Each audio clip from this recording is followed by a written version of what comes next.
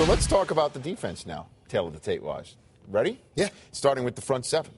Mike, and keep in mind, Mike Vrabel is questionable for this game. He hasn't practiced the last 2 days with a sore shoulder. Who's got the advantage in this one, Mark? I go New England. And I go New England, Rob, because, I mean, it's obvious. You know, the coach, they got some guys injured. Morris is injured. Freddie Keough, he's injured. We don't know who's going to play in their parts or if they're going to play. But the experience of New England, and you think about the front seven and the matchups and just what they make you do when you don't want to do things. They force you into turnovers, not to mention the experience that these guys have. You know, it doesn't matter if Vrabel is questionable. If they're all healthy across the board, the New England Patriots is a better football team up front because you look at the nose tackle. Warfork, big guy, Warren, Green, who's taken Seymour's place, who's come back now, and the 4 linebackers with the addition of Davis Thomas.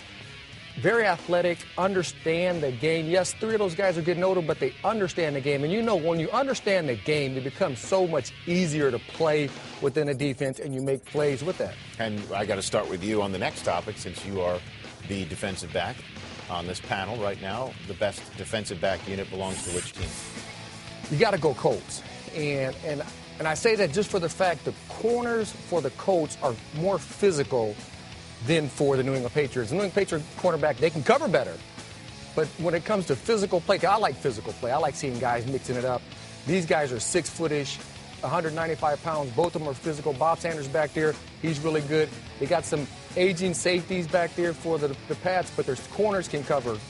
I like Colts. I go with the Colts also. They have the #1 pass defense, and it's not all because of the rush. On the back end, you look at Sanders, you look at Bethea. These guys get after the football, and when it's time to step in the box and make tackles, they make tackles. So you're saying someone's more physical than Rodney Harrison? Is that what you're saying? Rodney Harrison is not the most physical defensive back in this game? Rodney's good, but I'm talking about the corner play for the Colts. They're more physical than the Pats. All right. Just wanted to get that one straight.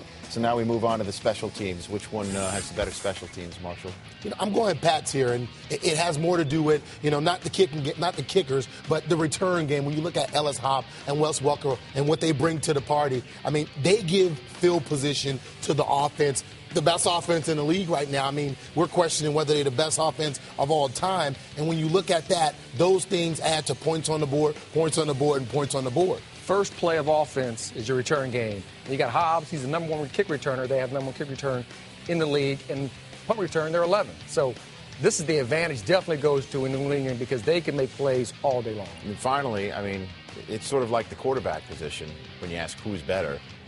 Who's got the better head coach? I'm going New England. You know, you throw in the Super Bowls, but the one thing is, with this guy, with Bill Belichick, the one thing that he does, he finds a way to give his team an edge to win games. Whatever he has to do in order for them to win ball games, he's going to do it, whether it's talking about the opponent or not talking about his guys or challenging his guys to go out there and do what they should do. You know, I think it's even with this coaching, just for the fact they're two good coach teams. They don't make a lot of mistakes. They don't do a lot of turnovers. They don't see offensive and defensive penalties.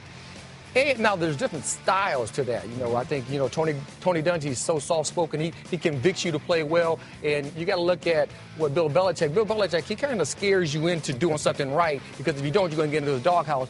2 effective ways. And they won Super Bowls with that. You're going to let him get away with that? He always criticizes for you sitting on the fence, calls you Ghostbuster and stuff like that. It's a copycat league, so. It's a copycat. I like that answer. That's what we do. Here's the tail of the tape defensively right here. Marshall, you give the edge defensively to the New England Patriots. I do. And Rod, I guess it's 2-1-1 for you in favor of New England on this tail of the tape. Yep. And, of course, you got that intangible that no doubt will be in Indianapolis' favor with them being at home.